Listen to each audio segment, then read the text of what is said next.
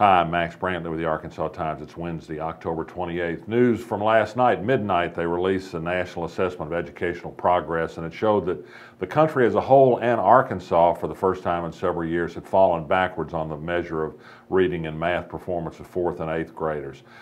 There's a variety of response to this. A couple of interesting things to me. One is that there's another study that came out this week by the Urban Institute that says you can't look at state scores in a vacuum. You ought to consider the kind of students tested. States with poor students, states with higher percentages of minorities should be looked at differently. He's adjusted the scores to take some of these important things into account. And actually there, Arkansas looks pretty good. So there's another side of this story. Diane Ravitch, on the other hand, who's an educational expert that I follow closely, says that what's happening on this test shows that the No Child Left Behind program has not worked, a single-minded devotion to test scores.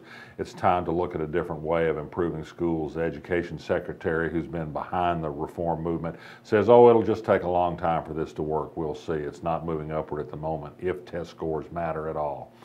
Mercy for Animals, an animal welfare group, announced today in Little Rock that it had filed sworn-out warrants in Mississippi for animal cruelty against workers and Tyson Foods for operation of a plant in Mississippi.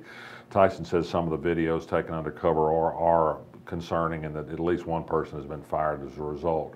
The big Interstate 30 construction project continues to spark a lot of talk. The Highway Department wants to talk to the City Board next week. It indicates it might pull back a little bit at least from its huge project, which will pour more concrete through the middle of town.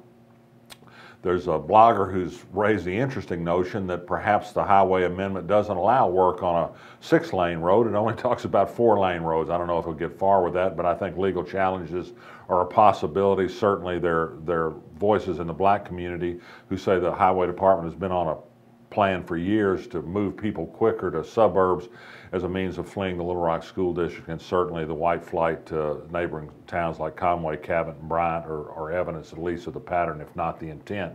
And finally, a great piece of reading I found that's on the Arkansas blog this morning. It's from Gizmodo. It's about the cities around the world that have torn down middle city freeways. It happens all over.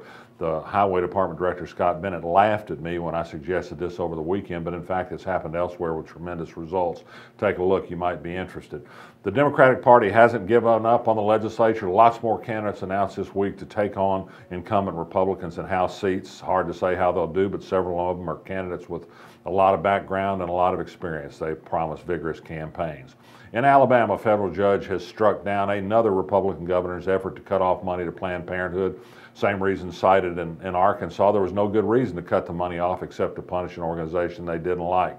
Conduit for Action, a conservative group, has taken off after Senator John Woods, a Republican in Northwest Arkansas, for his efforts to water down state ethics laws. There's some truth in what they say, but they're a group themselves that are skirting ethics laws by creating a lot of PACs to funnel corporate money into legislative campaigns they like. They want to run somebody against John Woods because they hate Obamacare, and he voted for its implementation, the private option.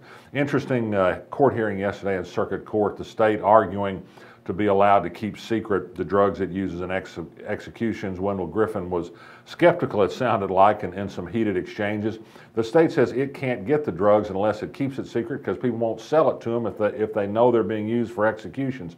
Does this sound a little bit to you like the state knowingly participating in a fraudulent deal to avoid contracts that require such judge not be used in executions but only for legitimate therapeutic reasons? Sounds that way to me.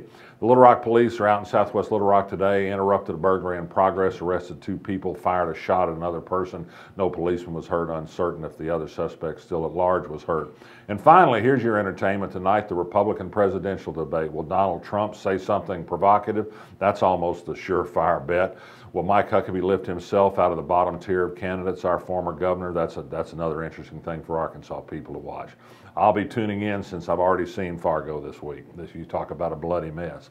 I'm Max Brantley, back tomorrow. You feel it in your heart, the spirit of Little Rock.